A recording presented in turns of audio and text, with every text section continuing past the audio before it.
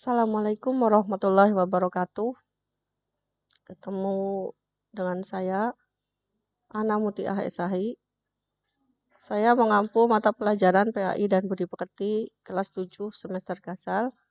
Untuk kali ini kita akan membahas tentang toharoh atau bersuci. Kita lihat tentang hadis tentang toharoh. Dilihat standar kompetensi dan kompetensi dasarnya. Untuk hadis yang pertama, hadis yang berbunyi tentang kesucian itu sebagian daripada iman atau at-tuhuru syatrul iman. Hadis yang kedua, kuncinya sholat itu adalah bersuci atau miftahu sholati at-tuhuru. Sedangkan ayat tentang toharoh adalah surat Al-Baqarah ayat 222 yang berbunyi innallaha yuhibbut tawwabina wa yuhibbul mutatahhirin. Sesungguhnya Allah menyukai orang-orang yang bertobat dan menyukai orang-orang yang mensucikan diri. Untuk bagian yang pertama, kita akan belajar tentang apa itu toharoh. Toharoh menurut bahasa itu artinya bersuci atau bersih. Jadi toharoh ini berasal dari bahasa Arab yang artinya bersuci atau bersih. Sedangkan toharoh menurut istilah adalah bersuci dari hadas, baik itu hadas besar maupun hadas kecil, dan juga bersuci dari najis yang meliputi badan, pakaian, tempat, dan benda-benda yang terbawa di badan. Pembagian toharoh itu ada dua. Yang pertama adalah toharoh lahir, dan yang kedua adalah toharoh batin. Apa itu toharoh lahir? Toharoh lahir itu adalah bersuci dari najis dan hadas yang dapat hilang dicuci dengan air mutlak atau air yang suci dan mensucikan dengan cara berwudu, mandi, dan juga tayamum. Sedangkan toharoh batin itu adalah membersihkan jiwa dari pengaruh-pengaruh dosa dan maksiat, seperti dengki, iri hati, penipu, sombong, ujub, ria, dan lain-lain. Jadi itu pembagian toharoh ada dua. Untuk perbedaan hadas dan najis, kita akan membahas yang pertama adalah apa itu hadas. Hadas menurut bahasa artinya berlaku atau terjadi. Sedangkan menurut istilah, hadas itu adalah sesuatu yang terjadi atau berlaku yang mengharuskan bersuci atau membersihkan diri sehingga sah untuk melaksanakan suatu ibadah.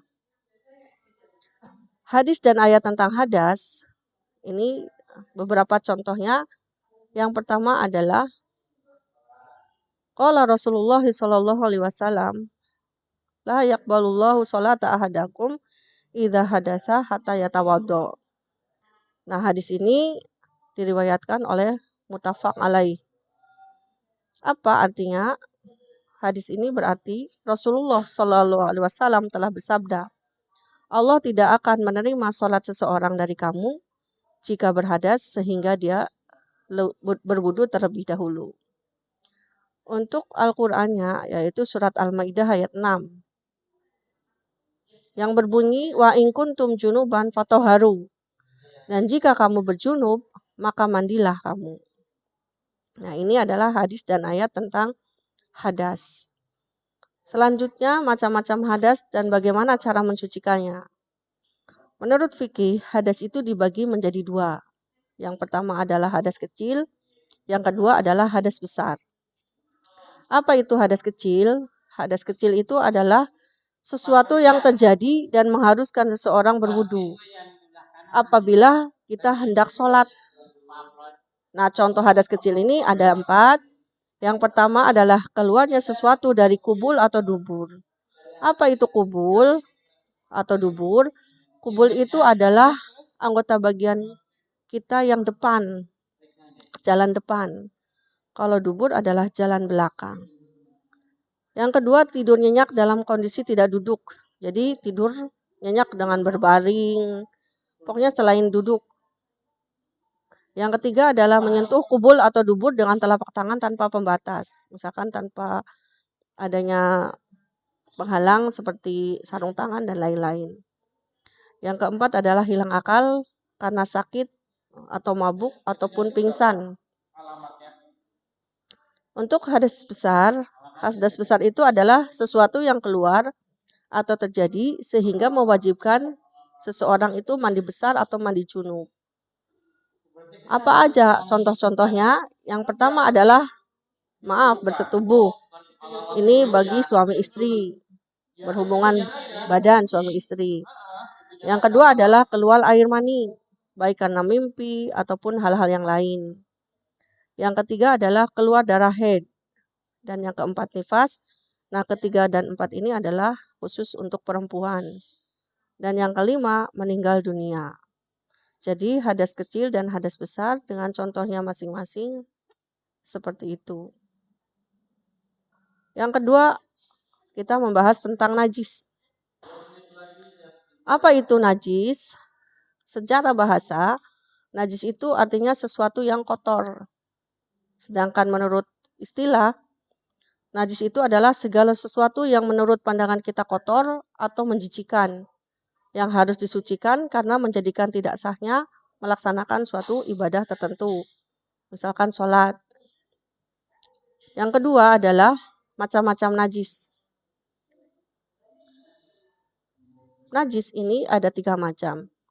Yang pertama, najis mukhafafah atau disebut juga dengan najis ringan. Nah, najis mukhafafah ini hanya ada satu contohnya, yaitu air kencing bayi laki-laki yang kurang lebih berumur 2 tahun dan belum makan apa-apa kecuali air susu ibunya. Bagaimana cara mensucikan najisnya ini? Cukup dengan diusap atau diperciki air pada benda yang terkena najis. Itu untuk najis yang pertama atau najis mukhafafah. Yang kedua adalah najis mutawassithah atau najis sedang. Yang termasuk najis mutawassithah antara lain adalah air kencing, darah, nanah, tinja atau kotoran manusia dan kotoran hewan. Najis mutawassithah itu dibagi 2. Yang pertama adalah najis hukmiyah dan yang kedua adalah najis ainiyah. Najis hukmiyah adalah najis yang diyakini adanya, tetapi zat, bau, warna, dan rasanya sudah tidak nyata karena mungkin sudah terlalu lama. Contohnya adalah air kencing yang sudah mengering. Bagaimana cara mensucikan air najis hukmiyah ini? Cukup dengan mengalirkan air pada benda yang terkena najis tersebut. Yang kedua adalah najis ainiyah. Apa itu najis ainiyah? Najis ainiyah ini najis yang jelas-jelas nyata, zatnya, warnanya, rasanya, dan juga baunya. Jadi contohnya adalah kotoran hewan yang baru, seperti kotoran ayam, kotoran manusia yang kelihatan dengan jelas zatnya, warna, bau, dan rasanya. Bagaimana cara mensucikannya? Dengan menyiramkan air hingga hilang zat, warna, rasa, dan baunya. Jadi itu najis mutawassithah ada 2, najis hukmiyah dan najis ainiyah. Selanjutnya najis yang ketiga adalah najis mughaladzah atau disebut juga najis berat. Najis berat ini ada di 2 hewan. Semua anggota tubuh anjing dan babi itu najis mughaladzah atau termasuk najis mughaladzah. Jadi ada mungkin air liurnya, bulunya, kemudian tulangnya, bangkainya, dagingnya, semuanya itu adalah najis mughaladzah, najis berat. Bagaimana kalau kita terkena dengan najis berat ini? Cara mensucikannya adalah disiram atau dicuci dengan air yang suci dan mencucikan, atau disebut air mutlak. Nah, sampai berapa kali? Sampai 7 kali. Jadi berbeda dengan najis yang kedua. Yang pertama adalah najis mutawassithah dan yang kedua najis mukhafafah. itu kalau najis mughaladah harus dicuci sampai 7 kali. Nah, untuk yang pertama atau kali yang pertama, kita mencucinya itu dicampur dengan tanah atau debu yang suci. Jadi digosok-gosokkan ke tempat yang terkena najis mughaladah ini sampai hilang zat, warna, rasa, dan baunya. Hal ini sesuai dengan hadis Nabi Muhammad yang artinya Nabi Muhammad Shallallahu Alaihi Wasallam bersabda, sucinya tempat atau perkakas salah seorang dari kamu apabila telah dijilat anjing, hendaklah mencuci benda tersebut sampai 7 kali. Nah, permulaan 7 kali itu harus dengan tanah atau debu. Tentu saja tanah dan debu itu harus juga yang suci. Jadi kesimpulannya, cara membersihkan benda-benda yang terkena najis, kalau najis itu najis yang kelihatan atau ainiyah, seperti darah, kotoran, hewan, dan sebagainya, maka kita membersihkannya dengan air dan bisa menggosoknya sehingga hilang sifat-sifatnya, bau, rupa, dan rasanya. Apabila najis itu tidak dapat kita lihat atau hukmiyah, seperti air kencing yang sudah kering, maka cara membersihkannya disiram najis itu sekali atau beberapa kali. Apabila badan atau pakaian kita terkena najis ini, maka dibersihkannya dengan cara mandi atau dicuci pakaian tersebut. Nah, bagaimana kalau barang yang terkena najis itu makanan atau barang padat atau cair? Nah, maka kita buang yang terkena najis itu kalau benda itu padat. Tapi kalau misalkan makanan itu atau minuman itu adalah cair, maka kita tidak dapat menggunakannya secara keseluruhan. Ada hadis dari Rasulullah bersabda, apabila tikus masuk ke dalam minyak samin, apabila kental, maka buanglah tikus itu dan minyak yang ada di sekelilingnya.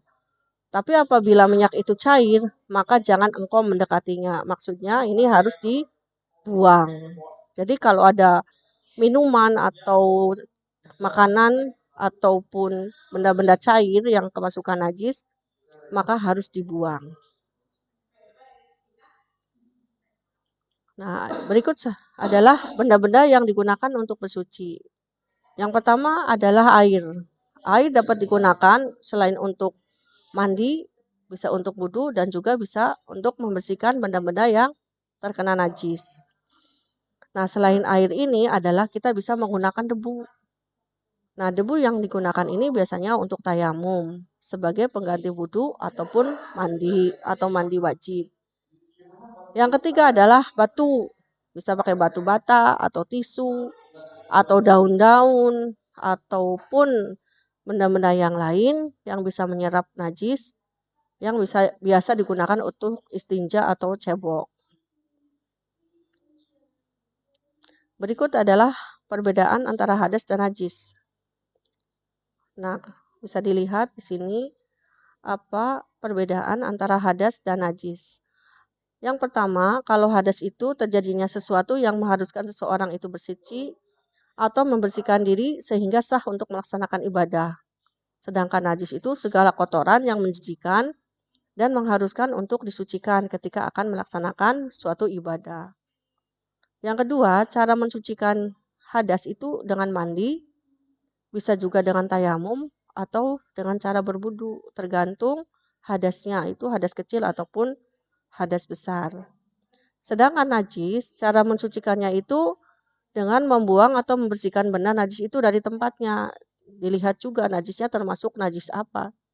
Najis mutawasito atau mukhafafah atau mughaladah. Jadi bisa dilihat cara membersihkannya atau mensucikannya. Yang ketiga adalah kalau hadas itu dimulai dengan adanya niat. Sedangkan kalau najis itu tidak perlu diniati. Kalau yang keempat, orang yang berhadas tidak boleh memegang Al-Quran. Sedangkan orang yang terkena najis boleh. Nah, sekian dulu untuk materi Toharoh kali ini. Untuk bagian yang pertama, insya Allah kita akan berjumpa kembali ke bagian yang kedua tentang bagaimana wudu, bagaimana tayamum, dan bagaimana mandi wajib. Sekian dulu dari saya. Wassalamualaikum warahmatullahi wabarakatuh.